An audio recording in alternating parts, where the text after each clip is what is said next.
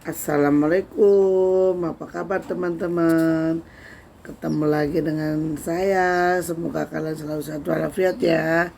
Selalu dalam lindungan Allah Subhanahu wa taala. Selalu diberikan kemudahan, keberkahan, keselamatan serta kebahagiaan. Amin. Jangan bosan-bosan ya kalau melihat video saya lewat di beranda kalian. Tonton. Jangan lupa di komen, di share. Semoga ada kebaikan di dalamnya yang bisa kita bagikan bersama-sama ya teman-teman.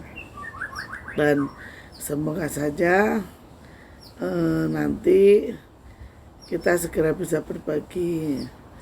Ucapkan terima kasih juga buat yang sudah mensubscribe video saya ini. Semoga kebaikan kalian semakin dibalas oleh Allah dengan segala kebaikan. Amin. Teman-teman, masih dalam tempat yang sama dan kisah yang sama. Kita masih akan membicarakan kisah misteri, kisah mistis. Jadi jangan kemana-mana, lihat sampai akhir, karena ini cerita nyata, bukan cerita karangan ya. Jadi saya ucapkan terima kasih. Semoga kalian bisa berkenan dengan cerita-cerita saya.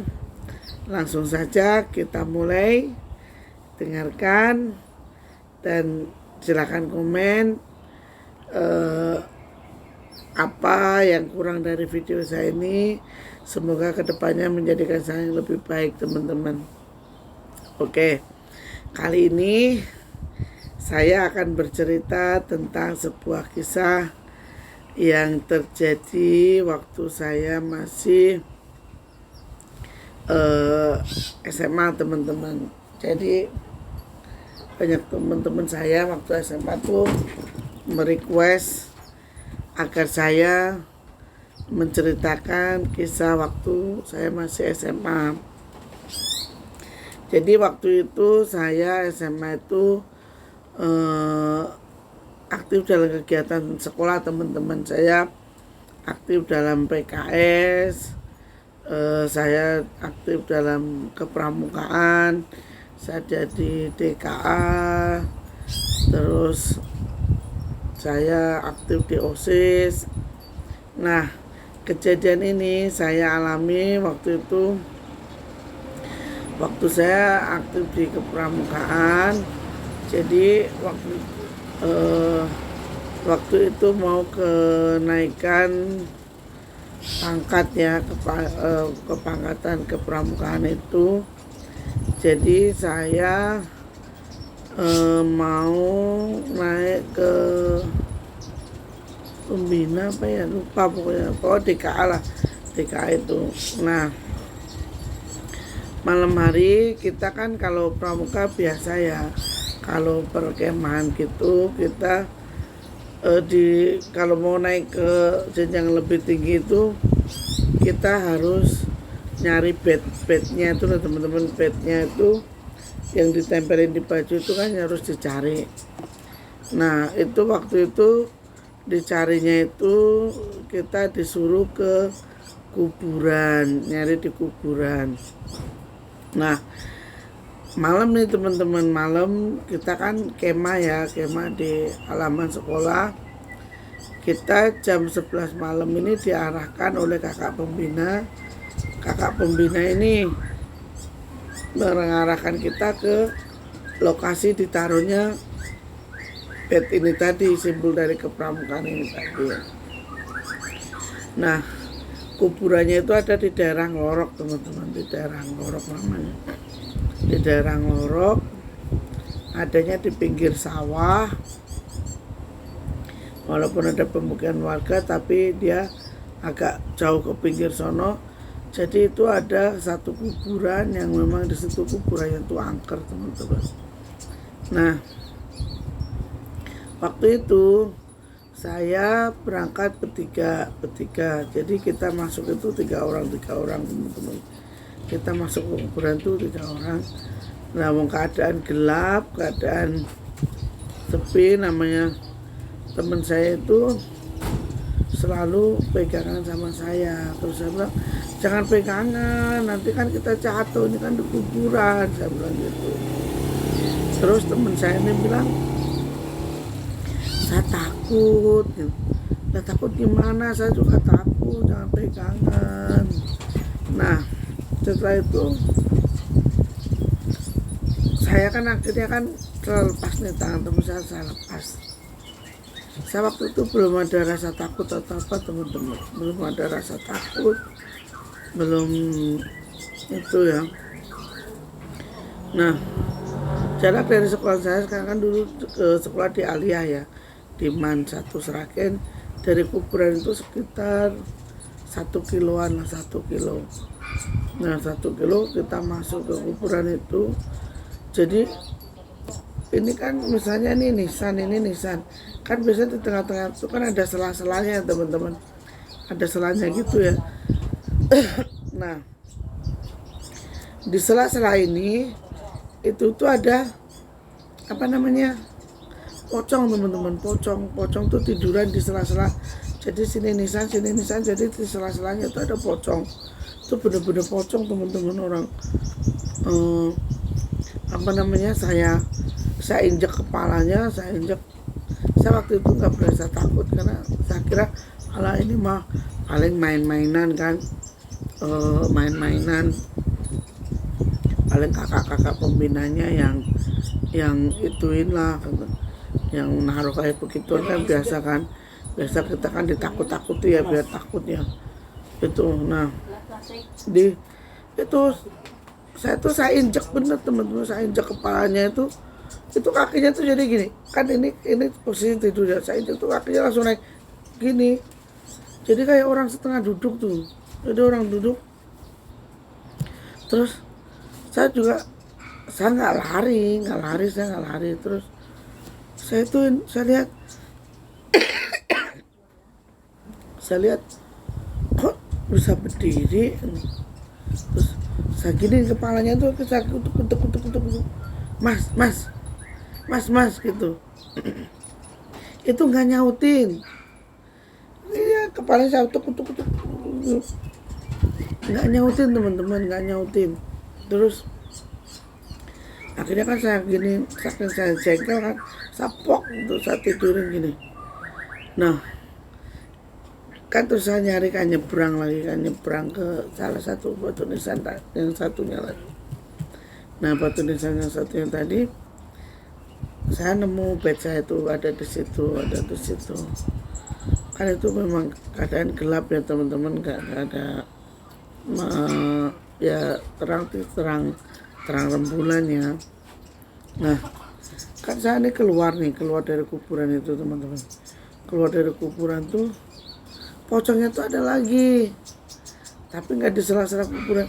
Jadi pocongnya tuh berdiri di itu pohon asam jawa kan, tahu ya, asam jawa kan pohonnya gede gitu kan, terus rindang gitu. Pocong itu berdiri di situ di asam jawa. Saya tuh masih mikirnya itu masih ala itu mah kakak kelas kali ya, kakak pembina. Saya juga nggak takut, malah saya tuh dekatin teman-teman. Saya deketin, memang mukanya tuh kayak apa ya, maaf ini pocong kan, kalau orang kan ada hitamnya gini, itu enggak, itu putih semua. Pocong tuh putih semua teman-teman. Terus hidungnya ini mukanya sama kayak kita, cuman matanya tuh dia nggak ada hitamnya, jadi putih semua. Terus saya bercandain begini, mas, teman-temanku wis metu apa urung? Mas, teman-temanku udah keluar belum? Nah pocongnya tuh gini teman-teman, kira-kira begitu. Terus ngapusi ya mas, gini pocongnya tuh. Nah bisa keluar nih tuh, saya keluar nih, terus saya nggak nengok tuh ke belakang tuh, nggak nengok. Terus di luar tuh saya udah, temen saya satu keluar, yang satu belum. Terus saya tanya, kamu tadi lihat pocong nggak? Oh, tapi itu bukan pocong. Masa? Iya tuh mah guling, teman saya nih. Enggak, pocong beneran itu mang. Guling. Orang itu kok digantung kok di pohon. Enggak, orang saya injek kepalanya kok. Terus enggak itu mang. Orang ada maaf teman-teman ya. Orang tadi berdiri di pohon asem. Bukan. Yang digantung itu tadi lo pocong. Digantung dengan digantung di pohon mana? Yang tadi, yang kuburan ada rumahnya itu.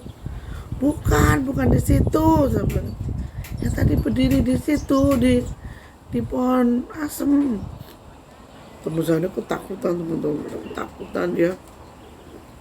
Udah jerit-jerit. Kita di situ kan ada ber-12 ya, ber-12. Itu terus kakak pembina itu jangan berisik, temennya masih di dalam. Terus saya tanya namanya kan Mas Juli. Mas Juli apa? Mas, tadi bikin pocong-pocongan gak sih Mas? Diem gitu. Terus udah gitu kan. Nah, kita kan masuk lagi nih, masuk rame-rame. Tadi masuk bareng-bareng, sekarang ini terus disuruh masuk rame-rame nih teman-teman. Masuk rame-rame, kita disuruh mendoakan apa namanya ya, kita pilih salah satu makam untuk kita doakan. Nah saya nggak tahu kenapa nih teman-teman ya, kita kan maksudnya kan berdua-dua ya, jadi berdua, jadi jejer berdua, tapi nggak pakai jarak nih. Jejer berdua, berasa satu gandeng teman saya nih, namanya si Yuli nih, saya gandeng. Nah, saya gandeng, saya berdoa teman-teman, saya berdoa.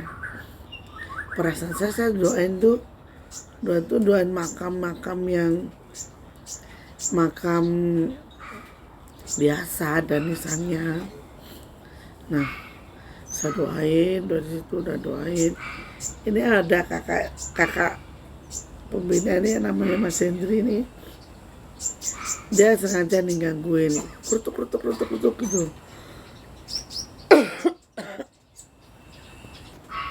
Mas Hendri itu kerutuk gitu, nyaurin batu itu loh teman, biar kita takut. Tapi dia bilang jangan takut gitu.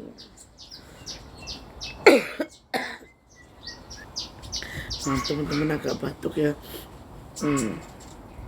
Terus setelah itu ada nih teman saya nih satu, cat me.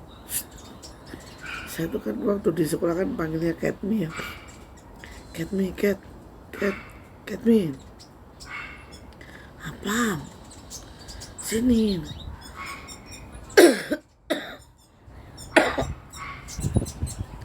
Cat me apa?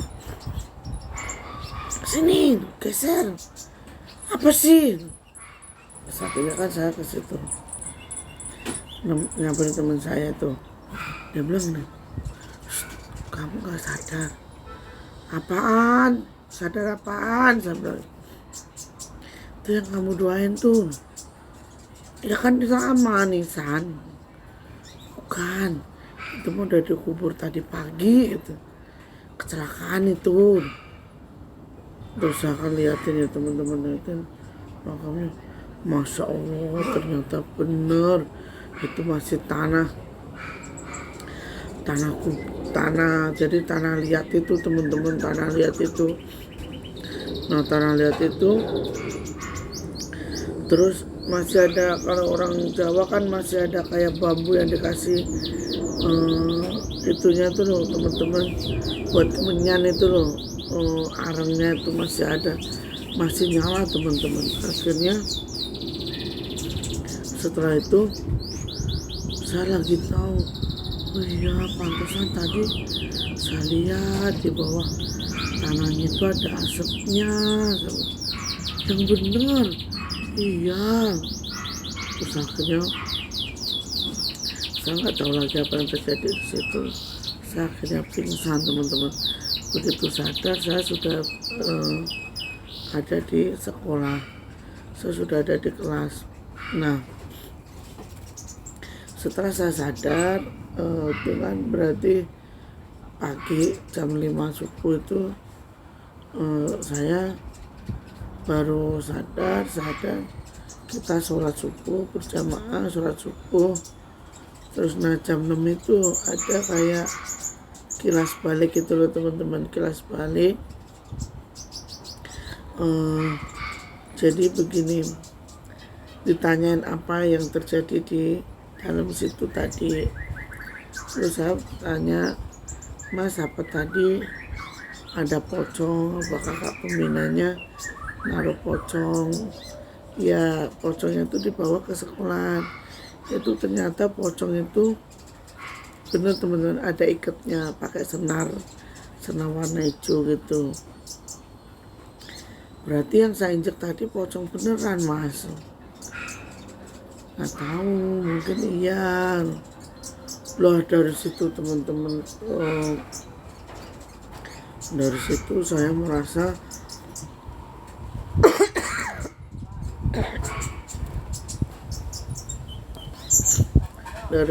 merasa dihantui oleh pocongan itu teman-teman. Saya sering kesurupan, pokoknya ngigonya itu kalau ngimpi itu pokoknya ngimpi saya tuh seperti pocong itu ngajakin ngobrol saya gitu loh, tapi itu mukanya udah berubah jadi muka hancur itu teman-teman. Makanya saya jadi dari situ saya bilang sama bapak saya bahwasanya saya didatengin pocong itu terus. Akhirnya bapak saya sama pak adik saya bikin selamatan di kuburan itu, dan bapak saya bilang bahwasanya ke sekolah bahwasanya saya tidak boleh ikut kegiatan apapun, baik itu PKS ataupun DK, saya tidak boleh ikut. Jadi semenjak kejadian itu teman-teman, saya tuh kayak nih pocong ini selalu kadang tuh berusaha untuk mendekati saya gitu loh. Tapi alhamdulillah eyangnya ini selalu membentengi saya. Yang jadi pertanyaan saya sampai sekarang, apakah pocong itu siapa? Saya belum